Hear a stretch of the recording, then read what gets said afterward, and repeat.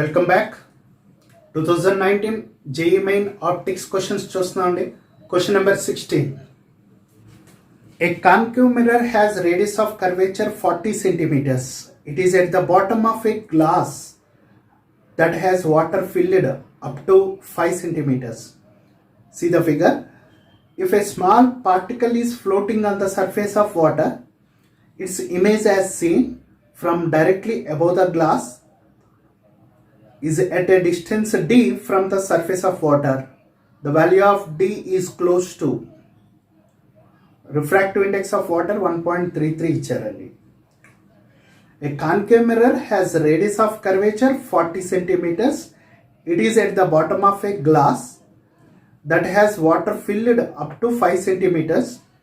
If a small particle is floating on the surface of the water, its image as seen from directly above the glass is at a distance d from the surface of water. The value of d is close to. చూడండి, ఇలా ఒక glass jar ఉందండి. ఆ glass జార్లో అడుగున ఒక concave mirror పెట్టారు. ఇలా ఈ కాన్కేవ్ మిర్రర్లో దానికి ముందున్న వాటర్ సర్ఫేస్ మీద ఇక్కడ ఒక పార్టికల్ ఉంది. ఈ కాన్కేవ్ మిర్రర్కి ఆ పార్టికల్ ఎంత డిస్టెన్స్లో ఉందని ఇచ్చాడంటే 5 సెంటీమీటర్స్ డిస్టెన్స్లో ఉంది అని అన్నాడు. ఓకే, అయితే కనుక దీని పైనుంచి చూస్తే ఇప్పుడు దీని యొక్క ఇమేజ్ ఎంత డిస్టెన్స్లో కనపడుతుంది. ఇప్పుడు ఈ పార్టికల్ ఈ మిర్రర్కి ఈ వాటర్కి ఇలా పైనుంచి చూస్తే యాక్చువల్గా మిర్రర్కి 5 సెంటీమీటర్స్ డిస్టెన్స్లో ఆబ్జెక్ట్ ఉంది. దీని ఇమేజ్ మిర్రర్ లోపల ఉంటుంది కదా, ఆ ఇమేజ్ డిస్టెన్స్ సమ్ 2-3 సెంటీమీటర్స్ అనుకోండి, 3 సెంటీమీటర్స్ అనుకోండి. యాక్చువల్గా ఈ 5 సెంటీమీటర్స్ ప్లస్ ఈ 3 సెంటీమీటర్స్ 8 సెంటీమీటర్స్ డిస్టెన్స్లో ఇమేజ్ ఉంటుంది. కానీ మనం ఏదైనా ఒక ఆబ్జెక్ట్ని ఒక బకెట్లో ఒక కాయిన్ పెడితే అది పైకి కనపడుతుంది, అంటే డిస్టెన్స్ వేరియేషన్ వస్తుంది. దాన్ని యాపరెంట్ డెప్త్ అంటాం. యాక్చువల్గా రియల్ డెప్త్ 8 సెంటీమీటర్స్ అయితే యాపరెంట్ డెప్త్ వేరేగా ఉంటుంది, తక్కువ ఉంటుంది. ఇప్పుడు అడుగుతున్నాడు ఆ యాపరెంట్ డెప్త్ కనుక డి అయితే ఆ డి వాల్యూ ఎంత అని అడుగుతున్నాడు క్వశ్చన్లో. మనం ఇప్పుడు మనకి తెలిసిన వాల్యూ ఏంటంటే ఇక్కడి నుంచి ఇక్కడికి 5 సెంటీమీటర్స్ అనే తెలుసు. ఓకే, ఇప్పుడు మనకి ఈ కాన్కేవ్ మిర్రర్ యొక్క ఫోకల్ లెంగ్త్ ఇచ్చాడండి. ఎలా ఇచ్చాడు? రేడియస్ ఆఫ్ కర్వేచర్ ఇచ్చాడు. రేడియస్ ఆఫ్ కర్వేచర్ 40 సెంటీమీటర్స్ అని ఇచ్చాడు. దీని రేడియస్ మైనస్ తీసుకోవాలండి కాన్కేవ్ మిర్రర్ కాబట్టి. Focal length is equal to ఏమవుతుంది? -20 centimetres, because focal length is half of radius of curvature. Okay, ఇప్పుడు మనకి ఈ ఎఫ్ వాల్యూ తెలుసు, ఈ అపరెంట్ డెప్త్ క్యాలిక్యులేట్ చేయాలి. మీకు ఓ ఫార్ములా చెప్తానండి, జాగ్రత్తగానండి. ఫర్ ఎగ్జాంపుల్, ఇప్పుడు ఒక కంటైనర్లో ఒక బకెట్ ఆఫ్ వాటర్లో ఒక కాయిన్ ఉందనుకోండి. ఈ కాయిన్ యాక్చువల్లీ ఇది 10 సెంటీమీటర్స్ డెప్త్లో ఉందనుకోండి. 10 సెంటీమీటర్స్ డెప్త్లో మనకి కాయిన్ 8 సెంటీమీటర్స్ డెప్త్లోనే కనపడుతుంది అనుకోండి, అంటే ఇంత హైట్లోనే కనపడుతుంది. ఇది 8 సెంటీమీటర్స్. ఈ 8 సెంటీమీటర్స్ని ఏమంటాం అంటే యాపరెంట్ డెప్త్ అంటాం. ఈ 10 సెంటీమీటర్స్ డెప్త్ని ఏమంటామంటే రియల్ డెప్త్ అని అంటాం. అప్పుడు ఈ real depth by apparent depth వేసామనుకోండి, మనకి ఈ లిక్విడ్ ఏదైతే ఉందో అంటే వాటర్, ఈ వాటర్ యొక్క రిఫ్రాక్టివ్ ఇండెక్స్ వచ్చేస్తుందండి. ఈ లిక్విడ్ యొక్క రిఫ్రాక్టివ్ ఇండెక్స్ వస్తుంది. So refractive index of liquid is equal to real depth by apparent depth. ఇది ఫార్ములా. ఈ కాన్సెప్ట్ బేస్ చేసుకుని ఇప్పుడు నేను ఎక్స్ప్లెయిన్ చేస్తాను. ఇప్పుడు యాక్చువల్లీ మనకి ఇక్కడ మిర్రర్ ఇచ్చాడు కాబట్టి కన్ఫ్యూజ్. మిర్రర్ వస్తే అసలు ఇమేజ్ ఎంత దూరంలో ఫామ్ అవుతుంది చూసుకోవాలి. సో ఇమేజ్ డిస్టెన్స్ కనుక్కోవాలి. ఫోకల్ లెంగ్త్ ఇచ్చాడు, ఆబ్జెక్ట్ డిస్టెన్స్ మనకు తెలుసు ఎంతని 5 సెంటీమీటర్స్. ఇమేజ్ డిస్టెన్స్ క్యాలిక్యులేట్ చేయాలి. So 1/f is equal to mirrors విషయంలో 1/f is equal to 1/u plus 1/v. ఈ ఫార్ములా తెలుస్తుంది. Therefore 1/v is equal to 1/f minus 1/u. Okay, 1/v is equal to 1/f value -20 minus u value -5. Because మనం మిర్రర్ని ఇలా చూసుకుంటే race ఇలా వెళ్తున్నాయి కాబట్టి ఆపోజిట్గా అదే ఇలా పెట్టుకొని చూస్తున్నాం. మిర్రర్ ఎలా ఉంటుంది, దీన్ని ఇలా తిప్పితే మిర్రర్ ఎలా ఉంటుంది, ఆబ్జెక్ట్ ఇక్కడ ఉంటుంది. ఆబ్జెక్ట్ డిస్టెన్స్ నెగటివ్ తీసుకోవాలండి మనం. Okay, 1 object distance -5. Okay, LCM -20 1 time -5 here 4 times, so 4. 1 - 4 అంటే -3 by -20. Minus cancel, 3/20. So therefore V is equal to image distance is equal to 20/3. ఇక్కడ చూడండి మనకి ప్లస్ వచ్చింది. ఇప్పుడు మిర్రర్ ఎలా ఉంటే ఇటు పక్కకి మైనస్ తీసుకుంటే ప్లస్ అంటే ఇటువైపు, అంటే ఇమేజ్ ఇటువైపు ఉందన్నమాట. సో ఇమేజ్ ఈ డిస్టెన్స్ ఇటువైపు ఉంది అంటే యాక్చువల్గా ఈ సర్ఫేస్ నుంచి ఇమేజ్ రియల్ డెప్త్ ఎంత అవుతుందంటే real depth is equal to real depth is equal to ఈ సర్ఫేస్ దగ్గర నుంచి ఇక్కడికి 5 సెంటీమీటర్స్ ప్లస్ ఇక్కడ నుంచి ఇమేజ్ డిస్టెన్స్ ఎంత అంటే 20/3 is equal to 5 3 ja 15 plus 20 35/3 is the real depth. 35/3 is the real depth. మనం క్యాలిక్యులేట్ చేయవలసింది ఏంటంటే అపరెంట్ డెప్త్. మనకి తెలిసిన ఫార్ములా ఒకటి చెప్పాను, refractive index of liquid is equal to real depth by apparent depth. Apparent depth is equal to real depth by refractive index. But క్వశ్చన్లో refractive index 1.33 అని ఇచ్చారండి. రిఫ్రాక్టివ్ ఇండెక్స్ 1.33 అని ఇచ్చారు. రియల్ డెప్త్ ఏమో 35/3 బై 1.33ని వాటర్ రిఫ్రాక్టివ్ ఇండెక్స్ అంటారండి. దాన్ని 4/3 అని కూడా రాసుకోవచ్చు, ఎందుకంటే ఇక్కడ 3 క్యాన్సిల్ అవుతుంది. 1.33నే 4/3 అని కూడా రాసుకోవచ్చు. సో మీకు ఆన్సర్ ఎంత వచ్చిందండి? Apparent depth. వాడు అడుగుతున్న అపరెంట్ డెప్త్ అంటే డి వాల్యూ, క్వశ్చన్లో డి వాల్యూ అన్నాడు. డి వాల్యూ ఎంత అంటే 35/4. ఓకే, ఆ డి వాల్యూ ఎంత క్లోజ్గా ఉంటుంది అంటే ఆన్సర్ యాక్యురేట్గా లేదనమాట. అంటే దీన్ని సింప్లిఫై చేశారనుకోండి 8.75 వస్తుంది. అంటే ఇది 8.8 సెంటీమీటర్స్ అనమాట. 8.8 సెంటీమీటర్స్. ఆన్సర్ ఏంటంటే 8.8 సెంటీమీటర్స్. క్వశ్చన్ నెంబర్ 17 చూద్దామండి. In a double slit experiment, when a thin film of thickness T having refractive index mu is introduced in front of one of the slits, the maximum at the center of the fringe pattern shifts by 1 fringe width. The value of T is, అంటే ఇక్కడ lambda is wavelength of the light used అని ఇచ్చాడు. In a double slit experiment, when a thin film of thickness T having refractive index mu is introduced in front of one of the slits, the maximum at the center of the fringe pattern shifts by 1 fringe width. Then the value of T is. ఈ క్వశ్చన్కి answer చేయాలి అంటే కొంత data తెలియాలి. ఇది already మీకు question number 4లో చెప్పాను. క్వశ్చన్ నెంబర్ 4లో యంగ్స్ డబుల్ స్లిట్ ఎక్స్పెరిమెంట్లో ఈ 2 స్లిట్స్ ఎదురుగుండా ఏదో ఒక స్లిట్ ముందు, ఈ 2 స్లిట్స్ అని అనుకుంటే S1 S2, ఇక్కడ నుంచి లైట్ వస్తుంది, ఇక్కడ నుంచి లైట్ వస్తుంది. ఈ 2 ఇంటర్ఫైర్ అయినప్పుడు బ్రైట్ డార్క్ ఫ్రింజెస్ ఫామ్ అవుతాయి అని నేర్చుకున్నాం మనం. అయితే ఈ స్లిట్ ముందు ఏదో ఒక రిఫ్రాక్టివ్ ఇండెక్స్, ఒక ట్రాన్స్పరెంట్ మీడియం, ఒక ఫిలిం లాంటిదో, ఒక గ్లాస్ ప్లేట్ లాంటిదో టీ థిక్నెస్ ఉన్న ప్లేట్ పెట్టినప్పుడు మొత్తం ఈ ఫ్రింజ్ ప్యాటర్న్ అంతా కూడా షిఫ్ట్ అవుతుంది అని నేర్చుకున్నాం మనం. ఆ ఫ్రింజ్ షిఫ్ట్ ఫార్ములా చెప్పాను మీకు. ఆ ఫ్రింజ్ షిఫ్ట్ ఫర్ ఎగ్జాంపుల్ ఇదంతా కూడా ఒక ఎక్స్, ఈ సెంట్రల్ మ్యాక్సిమా ఎక్స్ డిస్టెన్స్కి షిఫ్ట్ అయింది అనుకోండి. ఆ x distance fringe shift formula ఏం చెప్పానంటే delta x into capital D by small d అని చెప్పానండి.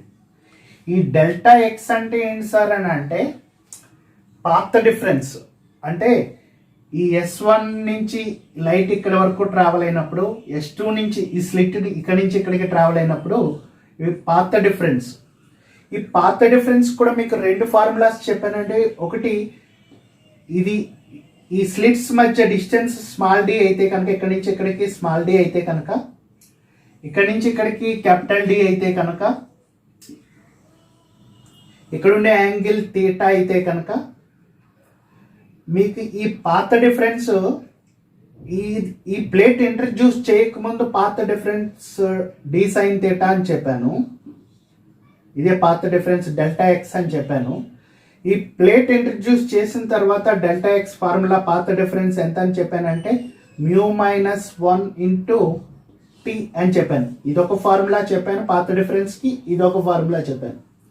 ఈ μ-1 ఇంటూ టీ అనేది ఇక్కడ మనం సబ్స్టిట్యూట్ చేసుకుంటే అప్పుడు ఫ్రింజ్ షిఫ్ట్, మొత్తం ఈ ఫ్రింజ్ అంతా ఎంతకి షిఫ్ట్ అవుతుందంటే, ఎంత డిస్టెన్స్కి షిఫ్ట్ అవుతుందంటే μ-1 ఇంటూ స్మాల్ టీ, ఇది delta x path difference into capital D by small d, ఇది ఫ్రింజ్ షిఫ్ట్ ఫార్ములా చెప్పాను.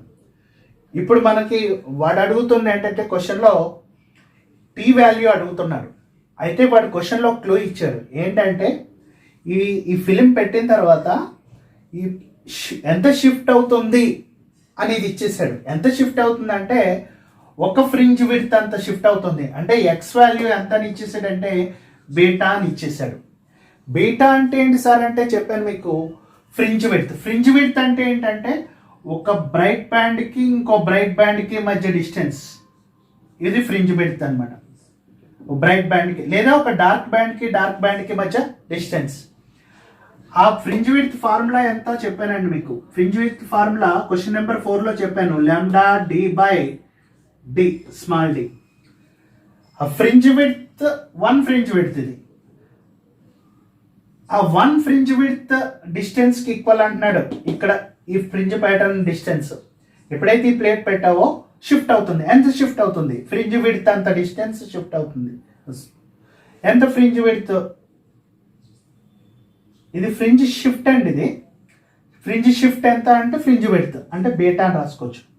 Is equal to μ-1 into t d by d. Beta value substitute చేద్దామండి. లాంబ్డా డి బై డి, ఇది beta value, is equal to μ-1 into t into d by d. Small d cancel, capital d cancel. మనకు కావాల్సింది thickness కావాలి. Thickness is equal to lambda by μ-1. This is the answer. Lambda by μ-1 is the thickness, that is the answer. Okay, గుర్తుపెట్టుకోవాలి. ఇక్కడ fringe shift formula ఏంటంటే fringe shift is equal to delta x capital D by D. ఈ delta ఎక్స్నే మనం ఏమంటాం అంటే path difference అంటాం. Path difference అంటే ఇది డెల్టా ఎక్స్. ఈ పాత్ డిఫరెన్స్ ఫిల్మ్ ఇంట్రడ్యూస్ చేసిన తర్వాత లేదా ప్లేట్ ఇంట్రడ్యూస్ చేసిన తర్వాత μ-1 ఇంటూ టీ. మ్యూ అంటే ఏంటంటే ఈ ప్లేట్ యొక్క రిఫ్రాక్టివ్ ఇండెక్స్, ప్లేట్ యొక్క మీడియం యొక్క రిఫ్రాక్టివ్ ఇండెక్స్ అనమాట. ఈ ఫిల్మా లేదా ప్లేటా ఏదో అంటాడు, గ్లాస్ ప్లేట్ కానీ ఏదో అంటాడు. ఓకే, μ-1 ఇంటూ టీ అది సబ్స్టిట్యూట్ చేస్తే కనుక ఇది ఫ్రింజ్ షిఫ్ట్ అండి, ఇది ఫ్రింజ్ విడ్త్. ఈ రెండు ఎందుకు ఈక్వల్ చేశానండి? క్వశ్చన్లో ఇచ్చాడు మనకి ఫ్రింజ్ షిఫ్ట్ అవుతుంది, మొత్తం ఫ్రింజెస్ అంతా షిఫ్ట్ అవుతాయి. ఎంత షిఫ్ట్ అవుతాయి? ఒక ఫ్రింజ్ విడ్త్ అంతా షిఫ్ట్ అవుతాయి అన్నాడు. 1 ఫ్రింజ్ విడ్త్ అంతా షిఫ్ట్ అవుతాయి అన్నాడు. కాబట్టి 1 ఫ్రింజ్ విడ్త్ ఎంత అంటే lambda d by d. Okay, answer lambda by μ-1. మళ్ళీ ఒకసారి క్వశ్చన్ మళ్ళీ మీరు చూడండి ఆన్సర్. క్వశ్చన్ నెంబర్ 4 కూడా ఇలాగే చేసాం, కాకపోతే అది వేరే మోడల్, ఇది వేరే మోడల్. క్వశ్చన్ నెంబర్ 18 చూద్దామండి. ఏ transparent cube of side small d made of a material of refractive index μ2 is immersed in a liquid of refractive index μ1. and mu1 is less than mu2. A ray of light is incident on the face AB at an angle of theta as shown in the figure. Total internal reflection takes place at point E on the face BC. Then theta must satisfy. ఇప్పుడు diagram చూస్తూ ఒకసారి చూడండి, వినండి question. A transparent cube of side small d made up of a material of refractive index mu2. అక్కడ ఒక cube లాంటి material ఇచ్చాడండి, cube షేప్లో ఉన్న మెటీరియల్, దాని రిఫ్రాక్టివ్ ఇండెక్స్ mu2 అని ఇచ్చాడు. Is immersed in a liquid of refractive index mu1. ఇప్పుడు ఆ క్యూబ్ని ఒక లిక్విడ్లో ఇమర్స్ చేశాడు. mu1 is less than mu2 అంటున్నాడు. A ray of light is incident on the face AB దగ్గర ఒక లైట్ ఇన్సిడెంట్ చేస్తే థీటా యాంగిల్తో. Total internal reflection takes place at point capital E. Okay, అక్కడ క్యాపిటల్ ఈ దగ్గర total internal reflection అంటే light మళ్ళీ అదే మీడియంలోకి వెనక్కి వస్తుంది. ఇప్పుడు థీటా మస్ట్ సాటిస్ఫై. ఆప్షన్స్లో ఏ ఆన్సర్ అవుతుంది? థీటా ఏ యాంగిల్ ఉండాలి. ఓకే, ఇక్కడ ఒక లైట్ రే ఇన్సిడెంట్ చేస్తున్నట్టు దేంట్లోకి, ఒక క్యూబ్ మెటీరియల్లోకి ఇన్సిడెంట్ చేస్తాను, ట్రాన్స్పరెంట్ క్యూబ్ అన్నమాట. దీని రిఫ్రాక్టివ్ ఇండెక్స్ mu2 అని ఇచ్చాడు. ఇప్పుడు ఈ హోల్ సెటప్ అంతటిని mu1 అనే లిక్విడ్ రిఫ్రాక్టివ్ ఇండెక్స్ ఉన్న మీడియంలో పెట్టాడు, లిక్విడ్లో పెట్టాడు. ఇప్పుడు ఈ లిక్విడ్లోంచి ఒక లైట్ రే థీటా యాంగిల్తో ఇన్సిడెంట్ చేసినప్పుడు, ఇప్పుడు ఈ లైట్ రే ఎప్పుడైతే ఈ mu2లోకి ఈ మీడియంలోకి ఎంటర్ అయిందో బెండ్ అవుతుంది. బెండ్ అయినప్పుడు ఇక్కడ యాంగిల్ ఉంటుంది కదండి,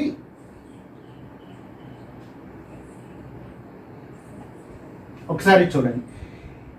ఇలా ట్రావెల్ అయిన తర్వాత ఈ మెటీరియల్లోంచి, ఇది డెన్సర్ మీడియం, ఈ మెటీరియల్ ఎందుకంటే వాడి క్వశ్చన్లో mu1 is less than mu2 అని ఇచ్చాడండి. అంటే ఈ మీడియం కన్నా ఈ మీడియం రేరర్ మీడియం అనమాట. ఇది రేరర్ మీడియంలోకి రాకుండా టోటల్ ఇంటర్నల్ రిఫ్లెక్షన్ జరిగిందనమాట. ఎక్కడ ఈ అనే పాయింట్ దగ్గర టోటల్ ఇంటర్నల్ రిఫ్లెక్షన్ జరిగితే అప్పుడు మనకి ఇచ్చిన ఆప్షన్స్లో ఏది సాటిస్ఫై అవుతుంది అంటే ఈ థీటా గురించి ఏది సాటిస్ఫై, థీటా వాల్యూ ఎంత ఉంటే సాటిస్ఫై అవుతుంది అనేది కనుక్కోవాలి. ఓకే, మనకి ఇచ్చిన వాల్యూలో ఇది ఈ క్యూబ్ ఏబిసిడి అని అనుకుంటే, ఏబిసిడి అని ఇచ్చాడండి వాడు. ఇప్పుడు చూడండి, మీకు టోటల్ ఇంటర్నల్ రిఫ్లెక్షన్ అనే కాన్సెప్ట్ ఐడియా ఉండే ఉంటుంది. అయినా ఒక్క నిమిషం చెప్తున్నాను వినండి. ఇప్పుడు కూడా లైట్ డెన్సర్ మీడియం నుంచి రేరర్ మీడియంలోకి ట్రావెల్ అయినప్పుడు, అంటే ఇది ఈ మీడియం నుంచి ఈ మీడియంలోకి వెళ్తున్నప్పుడు ఒక పర్టికులర్ యాంగిల్ ఆఫ్ ఇన్సిడెన్స్ దగ్గర రేరర్ మీడియంలోకి వెళ్ళినప్పుడు యాక్చువల్గా ఇలా వెళ్ళిపోవాల్సిన light ray away from the normal అంటే ఇలా వస్తుంది కదా. ఇలా వచ్చినప్పుడు ఈ యాంగిల్ ఆఫ్ రిఫ్రాక్షన్ అంటాం. ఈ యాంగిల్ ఆఫ్ రిఫ్రాక్షన్ వాల్యూ ఎక్కువ ఉంటుంది యాంగిల్ ఆఫ్ ఇన్సిడెన్స్ కన్నా. కానీ ఓ పర్టికులర్ యాంగిల్ ఆఫ్ ఇన్సిడెన్స్ దగ్గర ఈ యాంగిల్ ఆఫ్ రిఫ్రాక్షన్ లైట్ ఇలా ట్రావెల్ అయ్యి యాంగిల్ ఆఫ్ రిఫ్రాక్షన్ 90 degrees ఉంటుందండి. ఈ value angle of refraction value 90 degrees ఉంటుంది. ఏ యాంగిల్ ఆఫ్ ఇన్సిడెన్స్ దగ్గర light value angle of refraction 90 degrees ఉంటుందో అప్పుడు డెన్సర్ మీడియంలో ఉన్న ఈ యాంగిల్ ఆఫ్ ఇన్సిడెన్స్నే మనం ఏమని పిలుస్తాం? క్రిటికల్ యాంగిల్ అని పిలుస్తాం. ఇప్పుడు ఫర్ ఎగ్జాంపుల్ ఈ క్రిటికల్ యాంగిల్ ఒక 60 degrees అనుకోండి. మనం ఈ 60 degrees దగ్గర లైట్ని ఇన్సిడెంట్ చేసినప్పుడు యాంగిల్ ఆఫ్ రిఫ్రాక్షన్ 90 degrees వస్తుంది. 61తో ఇన్సిడెంట్ చేసామనుకోండి, ఫర్ ఎగ్జాంపుల్ ఇక్కడ లైట్ రే 61తో ఇన్సిడెంట్ చేసామనుకోండి, అప్పుడు ఇక్కడ 90 కన్నా ఎక్కువ ఆన్సర్ రాదు కదా. 90తో ఆ మీడియంలో లైట్ ట్రావెల్ చేయడం అయిపోతుంది. అందుకని లైట్ ఏం జరుగుతుందా అంటే వెనక్కి రీట్రేస్ అయిపోతుందండి, అదే మీడియంలోకి వచ్చేస్తుంది, అదే డెన్సర్ మీడియంలోకి వస్తుంది. ఎంత ఇక్కడ 61తో ఇన్సిడెంట్ చేసామనుకోండి, యాంగిల్ ఆఫ్ ఇన్సిడెన్స్ 61 ఉంది అనుకోండి, యాంగిల్ ఆఫ్ రిఫ్లెక్షన్ కూడా 61 ఉంటుంది అన్నమాట. అలా వెనక్కి వచ్చి ఈ ప్రాసెస్ని ఏమంటామంటే టోటల్ ఇంటర్నల్ రిఫ్లెక్షన్ అంటాం. ఎప్పుడు జరుగుతుంది ఈ total internal reflection? Angle of incidence అనేది క్రిటికల్ యాంగిల్ కన్నా ఎక్కువ ఉండాలి. క్రిటికల్ యాంగిల్ కన్నా ఎక్కువ ఉన్నప్పుడు డెన్సర్ మీడియంలోంచి లైట్ ట్రావెల్ అవుతున్నప్పుడు మళ్ళీ డెన్సర్ మీడియంలోకి వచ్చేస్తుంది, రేరర్ మీడియంలోకి ఎంటర్ అవుతుంది. ఆ ప్రాసెస్ని టోటల్ ఇంటర్నల్ రిఫ్లెక్షన్ అంటాం. ఇక్కడ కూడా ఇలా లైట్ ఇది డెన్సర్ మీడియంలో ట్రావెల్ అవుతుంది, రేరర్ మీడియంలోకి ఎంటర్ అవ్వకుండా టోటల్ ఇంటర్నల్ రిఫ్లెక్షన్ జరుగుతుంది అంటున్నాడు ఈ అనే పాయింట్ దగ్గర. ఓకే, అయితే ఇక్కడ థీటా వాల్యూ మనకి ఇచ్చిన ఆప్షన్స్లో ఎలా సాటిస్ఫై చేస్తుంది ఇది కొంచెం జాగ్రత్తగా చూడండి. ఫర్ ఎగ్జాంపుల్ ఇది క్రిటికల్ యాంగిల్ అనుకున్నామమ్మ. ఇది క్రిటికల్ యాంగిల్ అనుకుంటే ఇది 90 అయితే, ఇది 90 అయితే 90 ప్లస్ సి, ఇంక ఈ వాల్యూ ఎంత ఉంటుంది? 90 మైనస్ సి ఉంటుంది. ఈ వాల్యూ 90 మైనస్ సి ఉంటుంది. అంటే ఈ 90 మైనస్ సి ఏంటండి? Angle of refraction.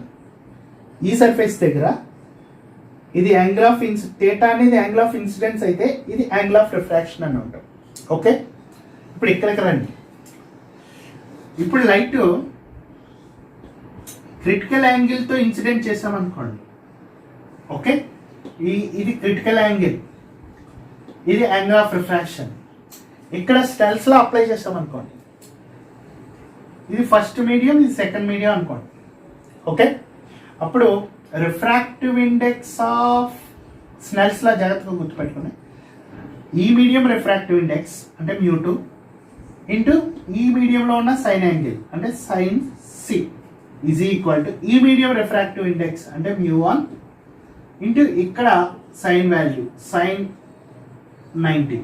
ఓకే, ఇప్పుడు μ2 వాల్యూ సైన్ సి వాల్యూ తీసుకుందాం. Sine C is equal to μ1 by μ2 into sine 90 value 1.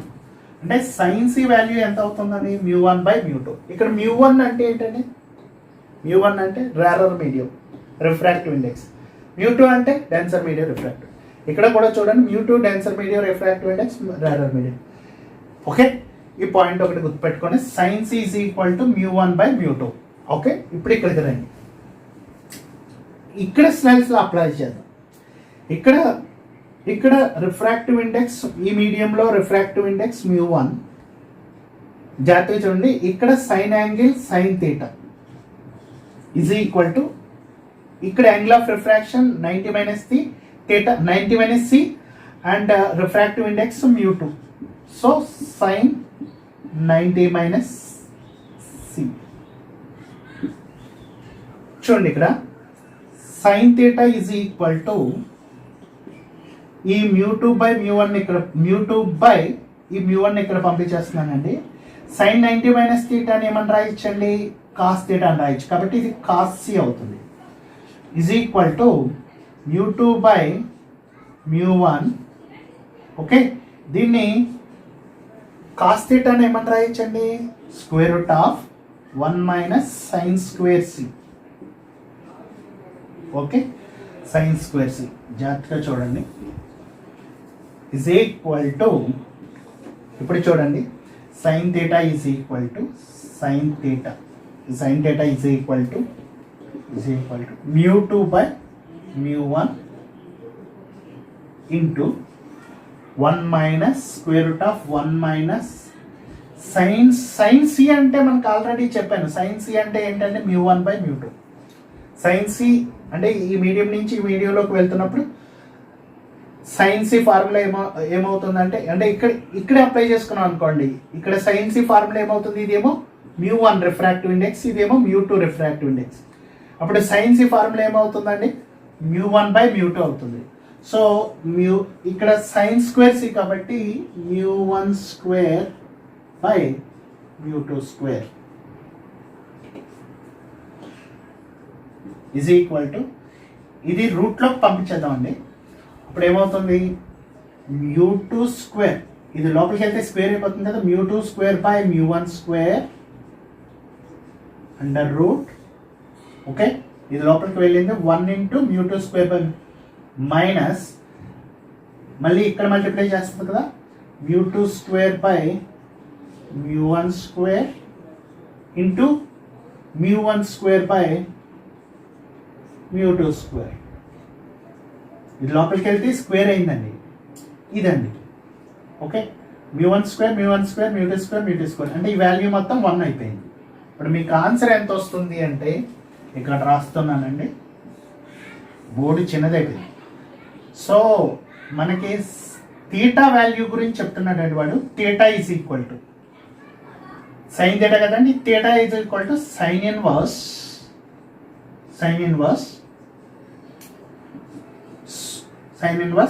Under root μ2 square by μ1 square minus 1.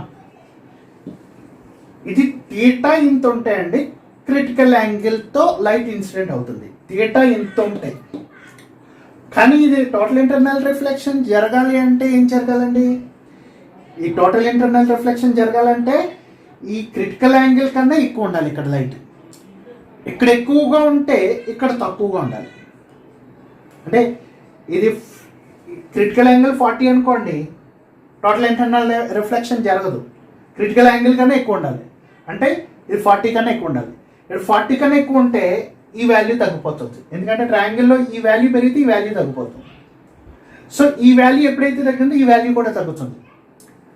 అంటే థీటా వాల్యూ తక్కువ ఉండాలన్నమాట. ఇలా తగ్గితేనే మనకి ఇక్కడ మోర్ దాన్ క్రిటికల్ యాంగిల్ వస్తుంది. అంటే theta value should be less than sine inverse